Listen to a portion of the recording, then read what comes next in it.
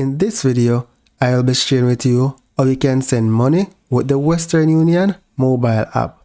So to get started, download the app from the Play Store or the App Store.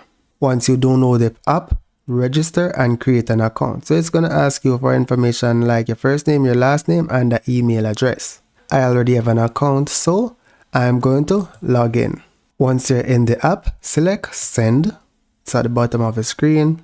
Enter the amount of money that you're sending. It shows how much the recipient will receive. At the top of the screen, select the country that you want to send money to. So here we're going to select United States and select Continue.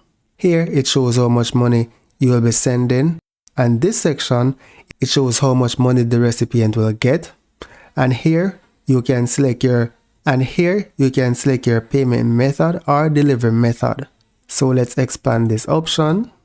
You can pay with a credit card, debit card, your bank account, Apple Pay, or cash in store. For the delivery method, you can only do a cash pickup. Let's select the debit card and select Save.